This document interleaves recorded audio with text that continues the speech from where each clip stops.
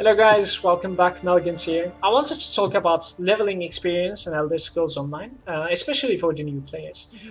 Some of the information might be a little basic and might be repetitive for the veteran players, especially because these things are, well, since the leveling experience is a really long journey in Elder Scrolls Online, these things are the things that I have learned along the way. So other veteran players might have the same experience and thus might find this a little repetitive. If so, let me apologize from the first, but I'm hoping there'll be at least something to pick up. So let's jump right into it. Beautiful Daggerfall. I'll be starting with, I think, crafting in Elder Scrolls Online, and basically you will be finding a lot of items along the way while you're leveling. These items are like, white, green, and blue rare, and then epic even. And basically, in Elder Scrolls Online, you can deconstruct things. And by deconstruction, you can level your clothing, blacksmith, and woodworking. And you can maximize them. The maximum level is 50, and my clothing is 50, and my woodworking and blacksmith is about 48, if I'm not wrong. So while you're deconstructing them, as you can see, you're gaining considerable amounts of experience, actually. They will go about the same as your leveling does, and once you're veteran rank 10, I'm assuming they will hit 50, sometimes even a little earlier. That depends on your progress, in my opinion. And then you will end up with a lot of items in your bag. What you should do with them? Well, in my experience, I sold almost all of them to the vendor except the raw materials, which the raw materials are just giving them away on the zone chat, but for really low amounts of gold, but higher amounts of gold than I sell to NPCs, obviously. So basically, I gained gold. I also gained a lot of levels through my crafting, and I also obviously helped someone because I gave them really cheap raw materials for them to level their blacksmith or have fun or craft new gear. This is how I actually leveled up my stuff. Um, Other than this, there's the research tab on these three things, which are the blacksmith clothing and then woodworking again. The research is really important in this game. It's not maybe so important at the start, but it is so much time consuming that you should be paying attention from the start if you will be playing the game for a long time, and if you're considering that you will be crafting some stuff at some point. So I would say, like, let's say if you want to at least have clothing maxed out at some point, try to focus on research cooldown and try to use your cooldown like every single time to research something valuable for clothing. If you're wondering why, it is because at the end of the game there are these items that you will be able to craft as set items. To be able to craft these set items, you need to know these traits, an X amount of traits, to be able to, let's say, craft a set item of a chest piece of clothing. So to craft that chest piece, you need to know 7 traits in clothing in chest pieces. Uh, that's that's the simplest way I can explain, I assume. And yeah, so as I'm saying, research is pretty important. So you can research in every single tree of them. You can use the research cooldowns, and you can gain more cooldowns from the skill points if you have a lot of skill points. Now let's jump right into that. Add-ons, and the most useful add-on to me is the Sky Shard add-on. Some people are not liking it so much. What it does is basically it puts these Sky Shards nodes as points of interest on your map. Why do some people don't like them? Is because they would like to explore the things and find these Sky Shards by themselves. I get that, but I do enjoy that my character is at its max. Like, till that point that I have gathered as many sky shards so that I have like maximum amount of skills at my arsenal, so that I can learn as many things as I want, even though I can't. There's just far too many combinations in this game for a person like me. It's just mind blowing, actually. Um, I'll give another tip about overheal. In Fighters Guild, I actually recently learned this. There's this silver bolts which kind of looks awkward when you check it the first time, but then it makes a lot of sense. I did fight a lot of undead and a lot of daedric creatures along the way till veteran rank 9. It takes a lot of time. It takes 10 days and 24 minutes, I think right now I'm at. Maybe it might take less or maybe it might take more for you, but you will be seeing a lot of daedric and a lot of undead creatures. The Silver Bolt skill is insanely overpowered on them, but it is irrelevant to the other mobs, obviously. So whenever you're in a camp which is invaded by undead or daedric, you can just equip the Silver Bolts and make your time in that place so much easier, especially on veteran content. The game gets considerably harder. Right, I can give another tip about blocking in this game is really important as a healer, as a DPS, not as a tank. Obviously as a tank also, but you can block with my cat is going crazy. Suki. Alright, so obviously you can block with shield, but you can also block with any type of weapon, and you must block the power attacks in this game. You can also block the spells and reduce the amount of spell damage you take from spells in this game. Every time you block, it also depends on your latency, but you can block at the last second and reduce the damage that you're going to be taking considerably. That's really important. In veteran content, when you're done with your factions, or if you're a Daggerfall Covenant, you'll be able to jump to the others and basically on the others. Please, Suki. Sorry, guys. Basically, on the others, it will be the veteran content from that moment, and the veteran content is really harder than the normal. It just shifts up. Whenever you are fighting more than one enemy, you will be considering some facts, and one of the facts is that you must block the big casts that are, the fire that goes on the ground, or like the weapon throw, the knife throw, I think, and then power attacks and stuff like that. They will kill you. They will make you die that encounter. That's for sure. So you'll need to get used to that blocking and such. Also on dungeons in Elder Scrolls Online, there are lots of ads that are coming. Unlike other MMOs, like tanking is different, healing is different, but I'll be making other guides for these. For leveling experience, there'll be a lot of mobs that are coming at you and will be requiring you to block. So try to watch what is going around you. That's also why the UI of Elder Scrolls Online is so beautiful and so empty, so that you can watch what is going on. Just look at this, it's amazing. Yeah. Right, back to the point, I suppose. So while leveling in Elder Scrolls Online, there are these point of interests on the map that you open. And these point of interests are giving you considerable amounts of experience, obviously, and they're like, when you complete all of them, you're kind of done with the map, kind of thing. But the thing is, these are not only the things that are there, there are still hidden stuff in the game. There are chests, obviously, that are giving you experience. I'm not sure if they give on veteran ranks, but they do give a lot of experience during the leveling experience of the normal experience stuff. So from 1 to 50, the chests are giving a lot.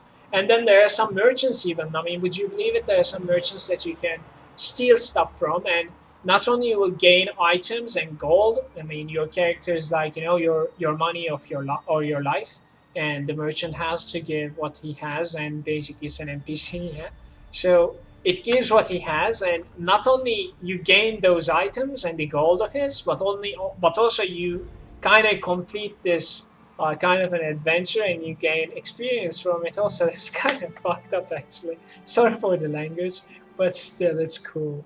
There are things like this hidden around the map, and they're not shown as point of interest. It's an Elder Scrolls game, after all. Exploring is a big part in the game. Uh, the leveling experience is really long. I would say try not to rush it. I would say try not to rush it, because I did try to rush it, and it did drain on me, and I did fail to rush it. That's the short story. So I'm taking it slow since veteran rank 6, I would say, and I'm enjoying it a lot more. I have more time for my stream. I have more time chatting with people, getting more people into the guild and stuff like that. Getting social is a lot easier that way.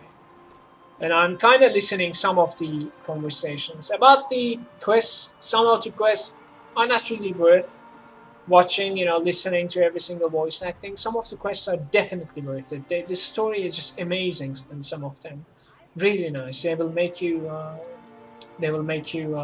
like smile at things, or become sad even. There will be some options that you will be able to choose here and there that are going to be um, changing the phasing, and basically you will be able to judge NPCs and even kill them, push them off the cliff and such. There are a lot of surprises waiting you along the way. All right, so enough for the blabbering, I suppose. There's the duplicate XP kind of thing in Elder Scrolls Online. I don't believe there's any other game that is doing this. If you're a healer, shall I say there's another player that is killing 3 mobs at the same time and you can heal him once. Even if he doesn't need it, heal him once just to take advantage of the XP that he's going to get. You don't divide the XP. He still gets the same. He still gets the same gold and items. You might even get golden items from this. You might not. That depends. But the XP, you will for sure get it. And you will be getting the same amount of XP as he would have gotten anyway. So it's a good thing in Elder Scrolls Online to help each other. That's really good. Same goes for the DPSs, obviously. If you have an AoE or anything, you can just throw it along the way while passing from someone else's pop. You will not only be helping that guy, but also you'll be getting the experience even if you're not there anymore. It's pretty cool in my opinion. The point of interest in the game that are like bosses or dolmens, so dark anchors, they're repeatable, even though they're shown like completed like this. Another tip is that you see how the sky shards is black. The same goes for point of interest on the maps. Even though I have none right now that are visible since I'm not there right now. But they go white when they're explored and when they're completely done. So what I was saying about the dolmens and like bosses and then dungeon bosses, they always give you XP once they're done. So you can repeat them if people needs help. Help them. It's fun to meet new people. It's an MMO after all. And in this game especially, I have yet to see a toxic player. I'm not really paying attention to zone chat that much. Another thing about the leveling experience is that you will need a lot of money and you'll need a lot of bag space, and you will need lots of money for horse. Right now in the game, before the patch that is assuming is gonna come out and nerf the repair bills of especially the leveling content. But it is still will be a good tip that during leveling, especially in the early game, from 1 to 50, you will be able to get so many items in your bag that you can just replace the items before repairing everything that you're having. So instead of just repairing your chest, check your items first. You can actually replace that chest and get rid of the money that you would have otherwise spent on repairing that chest and then changing it anyway. So it's kind of a smart thing, and there are lots of guides on this that you shouldn't be repairing along the way while you're leveling because you have so many items coming towards your way. And if you really need to repair, you should just use the interface where you can repair, buy one item. Oh, rain is coming. All right, so about gold, maybe I can give some tips. I am not the best doing gold. I mean, collecting gold, gathering gold, really. My horse is the horse that is for 1 gold. I didn't even buy the expensive one. This is the imperial horse thingy. And I am giving the speed all the time. If you're curious, I'm giving the apple food that gives speed. But the others are kind of okay also, especially if you're not PvPing, you can go anything you like, it's fine. So how to make gold? I'm really bad at making gold. Most of my gold is coming from questing and quest rewards. And then I'm just constructing and selling stuff to NPCs. As I said, I'm not really selling the raw materials to players anymore because I do put them to my guild bank as they're really high level now. But as I said before, you can sell the raw materials for cheap prices so that you just get rid of them. And otherwise, if you would have put them in auction house, which is the guild store in Elder Scrolls, if you have put them on the guild store, you would have paid for the deposit price anyway. So it's a good thing to just sell by hand and interact with people. It's always good. Um, Other than that, there are some items that you need to pay attention.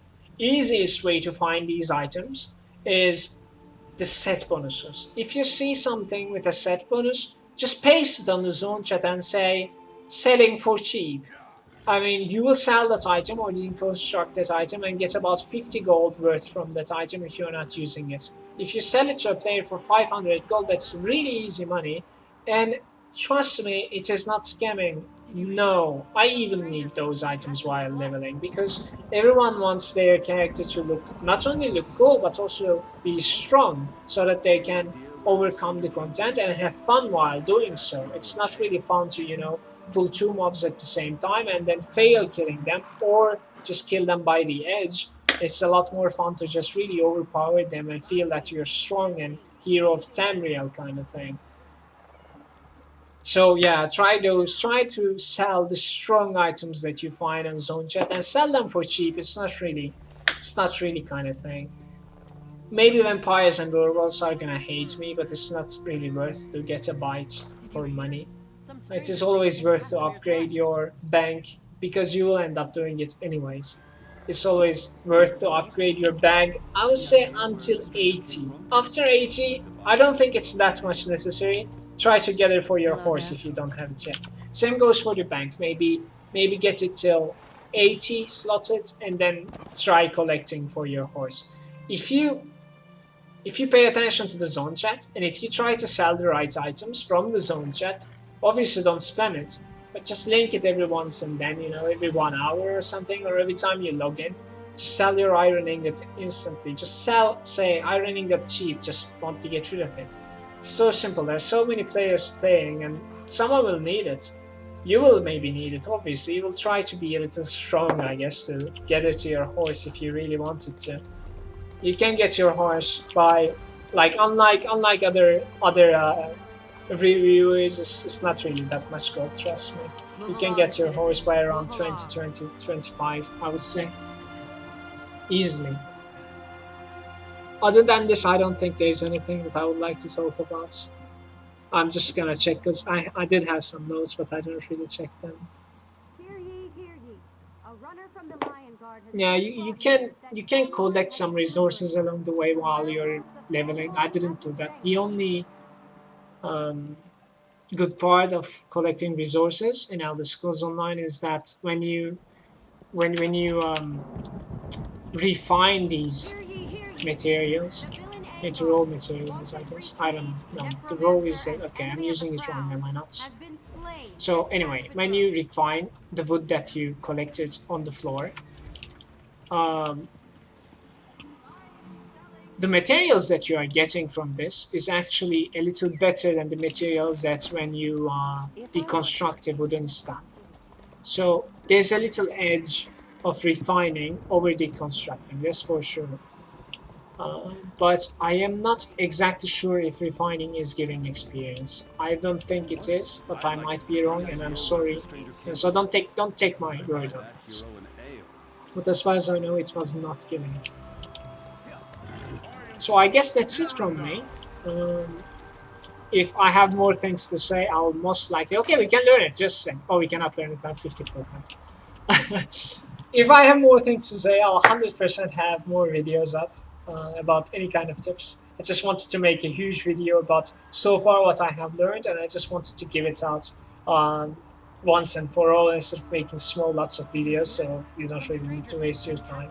However, I am not someone that likes to do videos that are really cut, lots of things, added up together so that it's as fast as possible. And it's a little robotic in my opinion and unnatural. I do like to be natural for this so that you can see what's going on. And I mean, I don't know. It's better this way, I feel like. Yeah, that's going to be it from me. If you really, I hope you really enjoyed it, and I really hope that at least there was some information here and there that was useful for everyone. I feel like so that this 15 minutes of time doesn't go to waste. Uh, and that's about it. If you enjoyed, you can check my stream sometime. I'm usually streaming, and yeah, thanks a lot for watching, and hope you take care. See you next time.